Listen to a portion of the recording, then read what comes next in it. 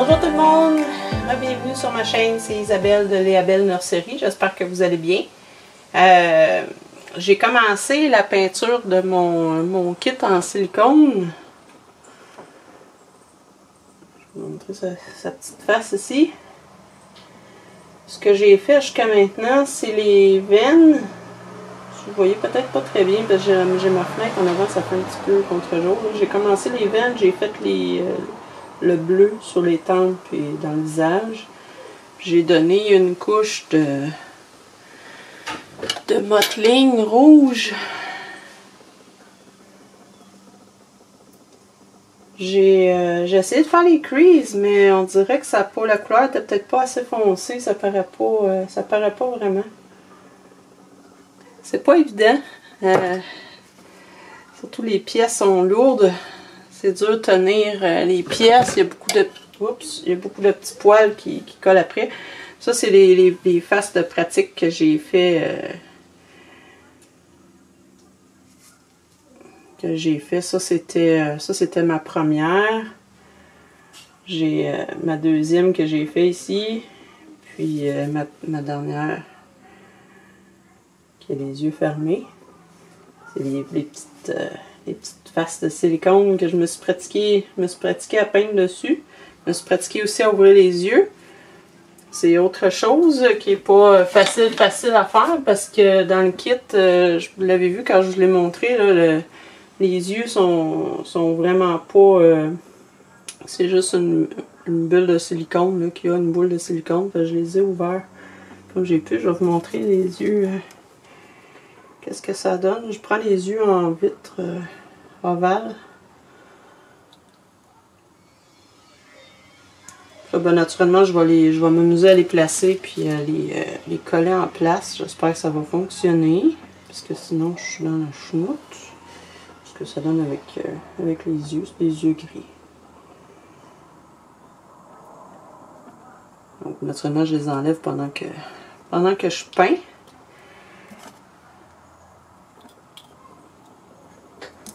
La technique que j'utilise, c'est la même que pour faire mes reborn. J'utilise grosso modo les mêmes couleurs. Oh, voyons, j'accroche tout le temps ma caméra avec ma chaise. J'essaie de me monter un petit peu par là. C'est à peu près la même technique, là. J'utilise les mêmes couleurs, les mêmes, plus ou moins le même ordre. La même façon de l'appliquer presque avec des éponges comme ça. Par contre, au niveau du mottling, j'ai beaucoup de misère. C'est assez difficile d'avoir des beaux petits ronds. Ça fait surtout des blobs de silicone. Faut que j'essaie d'atténuer. C'est pas si évident. Mais les pigments que j'utilise, c'est Silk Pig. Ça vient en tube comme ça. Il y a plusieurs couleurs. Je pense qu'il y a 9 couleurs dedans. Puis j'utilise la peinture, c'est Psycho Paint. La partie A puis la partie B. Qu'on mélange en quantité égale. On met notre pigment dedans. Puis on va la diluer avec un thinner, là, un solvant pour l'huile. J'utilise celui-là, il n'est pas dispendieux. Puis celui-là que j'ai trouvé le plus facilement. Donc je mélange ça avec pour avoir une consistance... un petit peu plus facile à travailler, un petit peu plus liquide. C'est pas mal ça, c'est assez semblable, je dirais, à la peinture acrylique. Les difficultés, ben, c'est le temps de séchage, si on veut. J'utilise mon fusil à chaleur pour accélérer un petit peu. J'essaie de pas trop l'utiliser. J'ai un bout qui est tombé.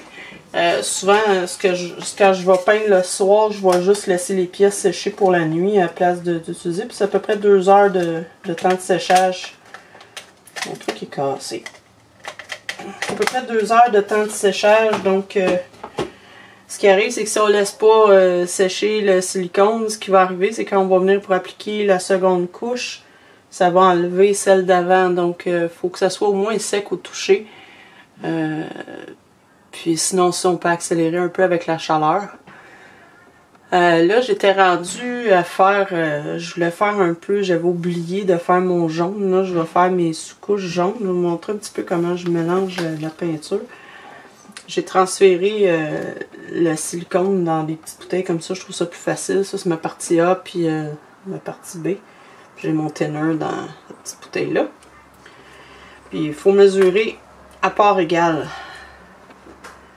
Donc, je trouve que ça va bien avec ça parce que ça me permet d'avoir des gouttes.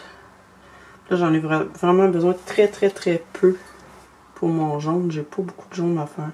Je vais peut-être donner... Ben, je pourrais en faire un petit peu plus puis faire du mottling tant qu'à ça. C'est ça que je vais faire. Mais c'est vraiment très peu. Comme là, j'ai tendance à en mettre un petit peu trop. Je reste avec du surplus, là. Mais c'est pas évident de mélanger une très petite quantité. Puis là, j'ai besoin d'une mini touche de jaune dans ma peinture, le bout d'un cure-dent.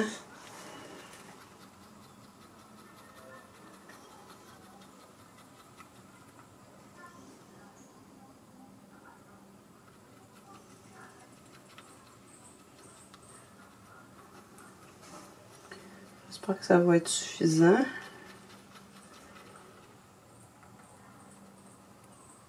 Je sais pas si ça va être suffisant, on va voir. Je suis pas encore habituée avec le mélange, la quantité de pigment à mettre via le mélange là. J'ai tout le temps peur d'en mettre trop, donc j'en mets un petit peu moins puis j'en rajoute par après. L'affaire c'est que si on met trop de pigment, ça va affecter le temps de séchage. Donc je vais rajouter partie égale. Qu'est-ce que j'ai mis en premier, moi, la partie A, hein? J'ai-tu mis ma partie A ou B en premier, moi? Je pense que j'ai mis la partie A en premier.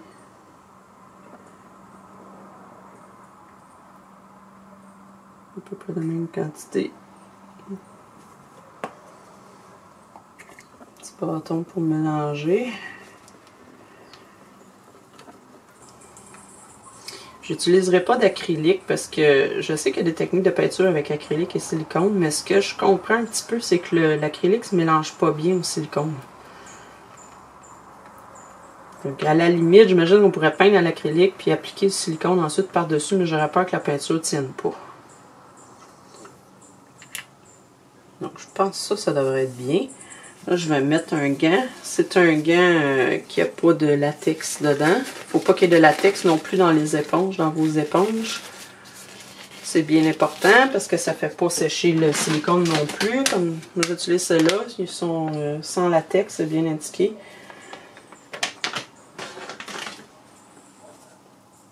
Le solvant, en passant, il sert aussi à nettoyer les pinceaux. Vous voyez, je sais pas si vous voyez un petit peu la texture, c'est très... c'est gluant un petit peu. Je sais pas si ça avait déjà joué ou fait du slime, là. Ça ressemble un petit peu à ça. Comme texture. C'est difficile à appliquer.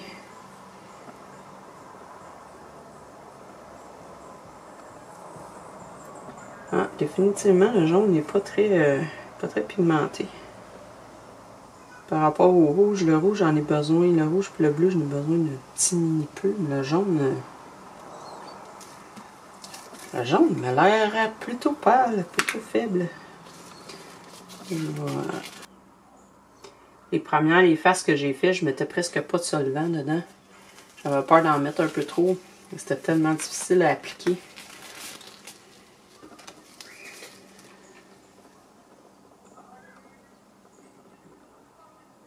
On va mettre un petit peu sur dessus du nez. Je pense que c'est un petit peu mieux. Un petit peu ici. Le jaune vient toujours donner un petit peu plus de vie.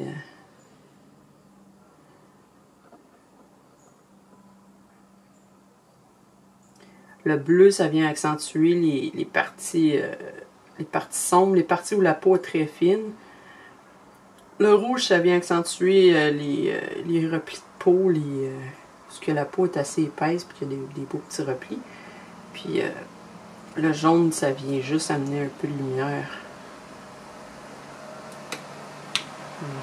J'ai mis le même endroit. Je sais la lumière n'est pas géniale aujourd'hui. Le soleil dehors, mais là je suis devant une fenêtre donc C'est assez difficile à ranger. Mais bon, c'est pas un tutoriel vraiment. Donc vous n'avez pas vraiment besoin de voir où je vais mettre ma peinture. Je procède de la même façon que pour mes kits. Donc, on va mettre une petite touche là. Je le fais un petit peu plus élaboré que les tutoriels que vous avez pu voir parce que je veux vraiment, c'est une poupée qui vaut cher. Donc je veux vraiment qu'elle soit parfaite. Là j'ai ma petite pince ici pour enlever les bouts un petit peu collants. Et les petites poils et les petites choses qui collent dessus. C'est la partie la plus plate, ça je pense à faire. Il y en a tout le temps. T'as beau passer l'aspirateur, te mettre des vêtements exprès, t'as beau avoir un tapis qui n'a pas de poussière ni rien. Il finit tout le temps par avoir des choses qui collent dessus. C'est fatigant un petit peu. L'important c'est de les enlever avant que la peinture sèche, parce que quand ça sèche, après c'est collé dedans puis c'est fini. J'ai mis du jaune un peu là-dessus. Je vais peut-être en mettre. J'en reviens toujours pas comment. Non seulement c'est lourd, mais ça bouge d'une façon. C'est particulier. C'est particulier. J'aime beaucoup. J'ai hâte de voir quand elle va être complétée si je vais aimer ça autant parce que j'ai toujours trouvé que c'est un petit peu creepy les poupées en silicone. La façon qui bouge là. T'as l'impression d'avoir un bébé qui est décédé, plus ou moins. Là. On va voir quand ça va être terminé. Là. Je sais pas si je vais aimer autant. On va voir. Le fait qu'elle va être sur un corps en dessous, ça va peut-être changer un petit peu ma vision de ça. Je le fais pas pour moi, hein. Dans le fond, je tiens pas nécessairement à posséder une poupée en silicone. C'est pas. Je sais qu'il y en a que c'est leur rêve, là. C'est le ultra réaliste. Personnellement, c'est juste parce que j'aime beaucoup essayer des nouvelles choses, j'aime les défis, j'aime ça pousser plus loin dans ce que je fais, dans mon art. Donc pour moi, c'est un défi supplémentaire. Je sais aussi que c'est très en demande, c'est très populaire, donc je me dis pourquoi pas embarquer un petit peu dans le train. Donc c'est populaire. Pas pour faire de l'argent parce que on fait pas nécessairement une fortune avec ça. Les kits coûtent tellement cher, puis la peinture que je pense pas que c'est une bonne façon de penser qu'on va venir riche là. C'est sûr que la marge de profit au final va être plus importante que sur une poupée en vinyle, mais est-ce que je vais la vendre aussi facilement, aussi rapidement, je le sais pas. C'est un investissement assez important, puis est-ce que je vais être capable de le récupérer rapidement, mon investissement, c'est vraiment un guess, là. Je peux pas vraiment dire, je vais savoir ça quand ça sera le temps de vendre. C'est difficile un petit peu de peindre où on veut, parce que ça gigote beaucoup, hein. Vous avez remarqué, hein, c'est très... Ça gigote beaucoup, tu essaies d'appliquer la peinture exactement où tu veux la mettre, mais ça gigote assez que ça devient un petit peu compliqué. J'ai des poils partout. Hein?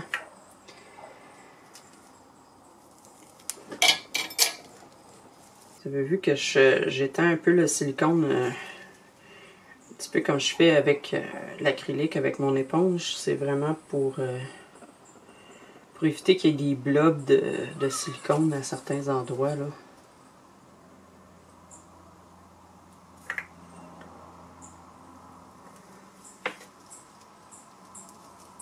Ça devrait être pas pire.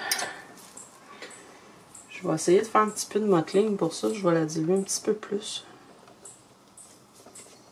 C'est autre chose. Je ne pourrais pas dire si c'est plus compliqué. Pour moi, c'est pas réellement plus compliqué. Je sais qu'il y en a beaucoup qui essaient puis qui finissent par abandonner. Pour moi, je trouve pas ça plus compliqué, je trouve juste ça différent. Puis en fait, je trouve ça assez simple. On dirait que j'ai pas besoin de mettre autant de couches pour obtenir la transparence que je veux. Puis c'est surprenant par rapport au vinyle, parce que c'est quasiment la même couleur qu'un kit en vinyle. Hein. Mais j'ai pas l'impression que je vais avoir à faire un paquet de couleurs pour avoir la couleur de peau que je veux. C'est déjà une belle couleur. Puis on dirait qu'on a juste à souligner un peu ou faire un petit peu de mottling puis de blush. J'ai pas l'impression que ça me prend autant de couches de peinture pour avoir quelque chose de bien. Je vais savoir quand je vais être plus avancée, là. Mais pour l'instant, c'est ça que je retiens. Je vais prendre une de mes éponges, ça devrait faire. Ça, pour le mottling, je suis encore en train d'essayer de trouver la meilleure façon. C'est vraiment pas... ça s'applique tellement pas pareil.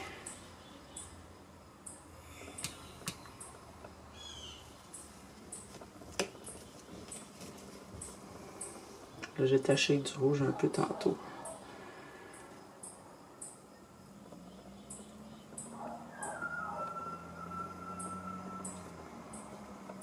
J'ai de la misère à voir le motif. Le motif que je souhaite avec ça, ça se fait pas aussi facilement. J'ai regardé plein de tutoriels hein, sur YouTube, puis soit ils nous montrent pas vraiment, comment appliquer la couleur, soit ils l'appliquent d'une façon, je trouve ça un petit peu bâclé. J'aimais pas le résultat final que ça leur donnait. Je trouvais que ça avait l'air un petit peu fait à la va-vite, là, puis j'aimais pas tellement ça. Fait que je me débrouille un petit peu comme je peux.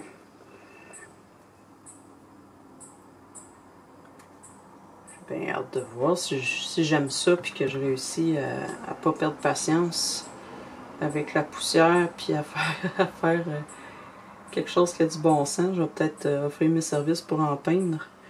Ça, j'aimerais ça parce que ça m'éviterait d'avoir à acheter des kits. Les gens m'enverraient leurs kits, puis j'aurais juste à les peindre. Ça serait merveilleux, hein?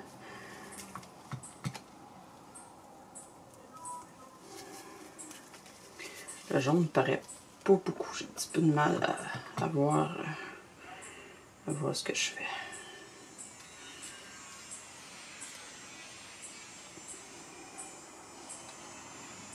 Enlever où il y a le plus de blobs. Je dis des blobs, je sais pas si vous comprenez un petit peu ce que je veux dire. Hein. C'est comme la peinture, elle s'applique pas, elle coule pas. Vraiment, quand on l'applique comme de la peinture acrylique, c'est pas liquide. Ça reste sur place. C'est vraiment, ça me fait vraiment penser à du slime. Un petit peu plus liquide que du slime. Penser à du slime un petit peu trop liquide, là, puis c'est à peu près ça, la texture. Fait qu'essayer d'appliquer ça, là, c'est pas évident.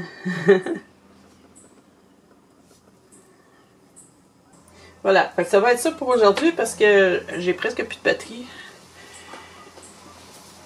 Je vais continuer mon mottling, puis je reviendrai de temps en temps faire une petite update sur ce que je fais.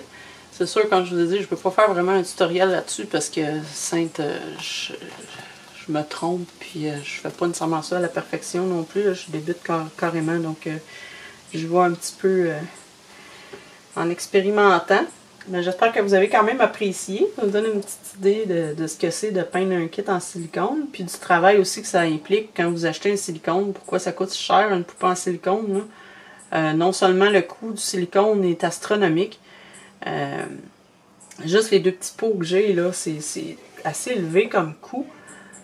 Donc imaginez acheter ça en 5 gallons. Là, c'est extrêmement dispendieux, c'est plusieurs centaines de dollars juste pour le silicone. Là-dessus, ça prend une chambre à vide qui peut aller chercher autour de 4 à 500 dollars. Plus la peinture, plus le moule qu'il faut faire aussi avec encore d'autres silicones.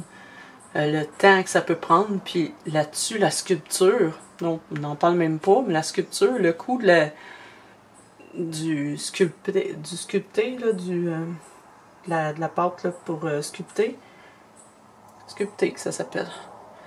Le coût de ça, le temps, ça peut prendre des semaines à un artiste pour créer une belle sculpture.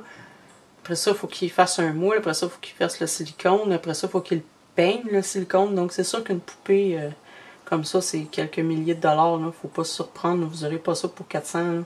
À moins que c'est ça vraiment un bobo, là, un kit qui a des gros défauts. Ou encore troisième, quatrième main. Là. Autrement, attendez-vous pas à payer ça. Le prix d'un Reborn, c'est même pas possible. C'est pas envisageable. Là. Donc, c'est ça. J'espère que ça vous a plu. Donc, on va se revoir très bientôt. Je ne sais pas trop qu'est-ce que je vais faire comme prochaine vidéo. Là. Je vais continuer à peindre mon silicone, c'est sûr. Je vais peut-être commencer un petit peu ma poupée Berjusa. Je vais voir, j'ai un custom à terminer aussi. Donc, je vais voir ce que je vais faire comme prochaine vidéo. Puis, giveaway s'en vient bientôt. On est déjà rendu à 440 quelques abonnés. Donc, je vous remercie beaucoup de vous abonner à ma chaîne. Faites-le si ce n'est pas encore fait. Puis, très bientôt, on se revoit. Bonne journée!